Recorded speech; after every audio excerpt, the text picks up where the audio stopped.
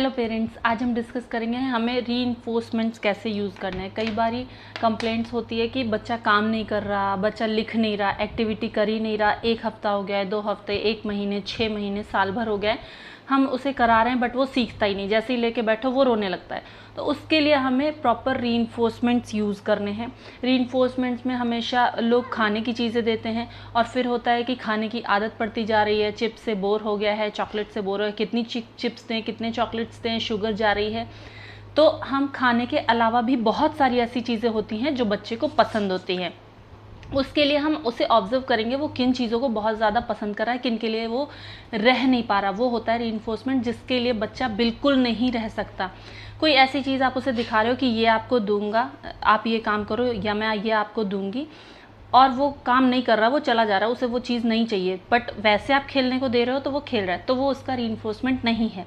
अगर उस चीज़ के लिए वो काम नहीं कर रहा या आपकी बात नहीं मान रहा तो वो चीज़ उसका रीइंफोर्समेंट नहीं है।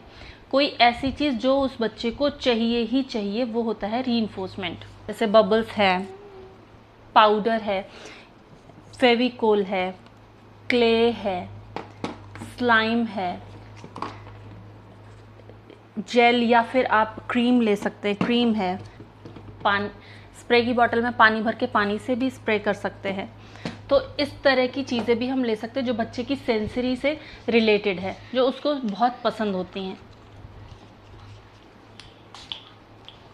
आपको बच्चे से कहना है जल्दी से काम फिनिश करो, फिर हम इसके साथ खेलेंगे 2 मिनट्स। उसे टाइम भी बताना है और ये भी बताना है कि आपको इतनी ही देर के लिए चीज़ मिलेगी, उसके बाद आपसे चीज़ ले भी ली जाएगी। तो इसके लिए वो प्रिपेयर रहेगा।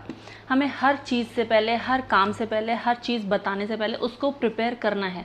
ऐसा नहीं वो ये समझेगा, अगर आप बोलोगे कि आप ये काम ख़त्म कर लो फिर हम इससे खेलेंगे, तो वो काम ख़त्म करके उसको ये लगेगा कि ये चीज़ मुझे मिल ही जाएगी, फिर मुझे इसे वापस नहीं देना है। इसीलिए हमें ये भी ऐड करना है कि आप काम ख़त्म कर लो, फिर 1 मिनट हम इसके साथ खेलेंगे, 1 मिनट। तो अगर आप 1 मिनट ऐड करोगे और बच्चा नहीं जानता है 1 मिनट का मतलब, तो आप मोबाइल में टाइमर सेट कर दीजिए। जब आप रोज़ वो 1 मिनट का टाइमर सेट करेंगे, 1 मिनट, 2 मिनट्स या 5 मिनट्स, तो आप बच्चा धीरे धीरे टाइमर का मीनिंग भी समझने लगेगा। और टाइमर हमेशा 1 मिनट का ही नहीं सेट करना है, चेंज करते रहना है, नहीं तो वो चीज़ उसकी फिक्स हो जाएगी। प्ले करने के टाइम 1 मिनट। और आपको रीइंफोर्समेंट कब देना है? जैसे आप उससे कुछ बुलवा रहे हो, उसने जैसे ही वो चीज़ बोल दी तुरंत उसको रीइंफोर्स करना है, उसको फिर वेट नहीं कराना है रीइंफोर्समेंट के लिए। जल्दी से फिनिश करके हम बबल्स खेलेंगे 1 मिनट के लिए। आदि, आज क्लाउडी डे है, शायद बारिश होने वाली है। लाइटनिंग हो रही थी। हाँ, बहुत लाइटनिंग हो रही थी आज।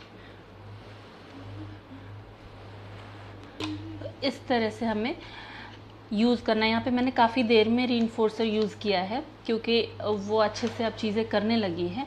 बट अगर आप बच्चे के साथ काम कर रहे हैं जिसका आइडेंटिफिकेशन भी कम है और अंडरस्टैंडिंग भी कम है, अटेंशन भी कम है, तो उनकी अटेंशन भी लेने के लिए आप हर लाइन पे रीइंफोर्सर यूज़ कीजिए, हर लाइन पे रीइंफोर्समेंट यूज़ कीजिए। इवन वो आपका आंसर 1 वर्ड आंसर भी कर रहा है तो हर वर्ड पे, हर आंसर पे उसको रीइंफोर्समेंट करना है। और रीइंफोर्समेंट कब देना है?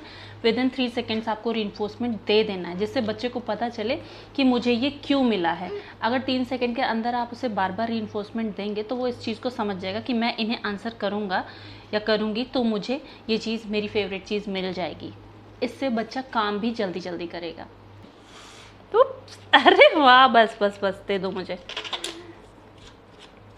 तो इस तरह से रीइंफोर्समेंट का यूज़ करना है। और जब मैंने उससे कहा है कि मुझे दे दो, उसने मुझे तुरंत दे दिया, क्योंकि मैंने उससे पहले से बताया था कि आपको 1 टाइम के लिए मिलेगा।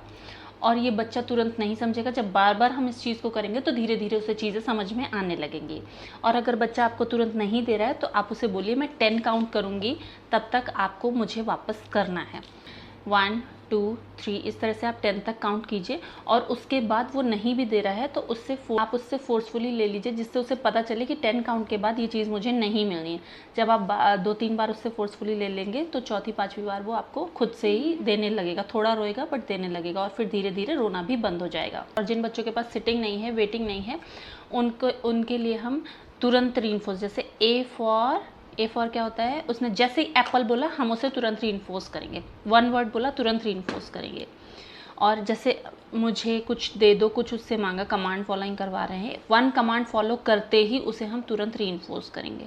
वेट नहीं करेंगे, वेट उसे बिल्कुल भी नहीं कराएंगे रीइंफोर्समेंट के लिए, नहीं तो फिर वो इरिटेट होगा, फ्रस्ट्रेट होगा और काम नहीं करेगा।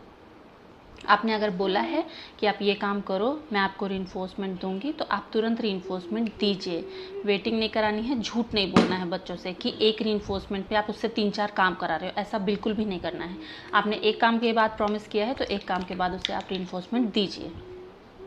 रीइंफोर्समेंट कोई ऑब्जेक्ट भी हो सकता है, कोई एक्टिविटी भी हो सकती है, या फिर कुछ उसके फेवरेट सेंसरी टॉय हो सकते हैं, या कोई टॉय हो सकता है, या कुछ खाने की चीज़ हो सकती है।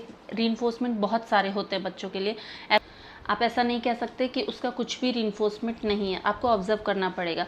वो किस तरह के टॉयज से खेलता है, वो किस तरह की चीज़ों के लिए रो रहा है, वो क्या खाने के लिए रो रहा है, उसकी क्या सेंसरी नीड्स हैं, जिसके हिसाब से आप सेंसरी टॉयज़ भी यूज़ कर सकते हो। उसे कौन सी एक्टिविटीज़ पसंद आ रही हैं, वो इस तरह से कई सारे आप सेंसरी इश्यूज़ और इन सब से रिलेटेड चीज़ें देखिए। बच्चे को ऑब्ज़र्व करिए, आप बच्चे को ऑब्ज़र्व करिए और देखिए वो किन किन चीज़ों को पसंद कर रहा है, किन किन चीज़ों के साथ खेल रहा है, किन के लिए वो रो रहा है, उसकी सेंसरी नीड्स क्या हैं, उन सब की लिस्ट बनाइए और उसके अकॉर्डिंग उसके रीइंफोर्समेंट्स को डिसाइड कीजिए। हमें बच्चों से काम कराना है और स्टार्टिंग हमें रीइंफोर्समेंट से ही करनी पड़ेगी, और धीरे धीरे हम रीइंफोर्समेंट को फेड करते हैं। धीरे धीरे पहले हम तुरंत उसे रीइंफोर्स करते हैं, हर स्टेप पे उसे रीइंफोर्स करते हैं, बहुत जल्दी जल्दी रीइंफोर्समेंट यूज़ करते हैं जिससे वो काम करे और बैठे, सिटिंग दे, वेट करे। और धीरे धीरे हम जब एक काम के बाद रीइंफोर्समेंट दे रहे हैं, एक वर्ड बोलने के बाद, एक आंसर करने के बाद रीइंफोर्समेंट दे रहे हैं, फिर धीरे धीरे हम उसे बढ़ाते हैं, 2 वर्ड के बाद, 2 आंसर्स के बाद, 3 आंसर्स के बाद, फिर पूरे एक एक्टिविटी के बाद रीइंफोर्समेंट देते हैं। इस तरह से हम रीइंफोर्समेंट को फेड करते जाते हैं।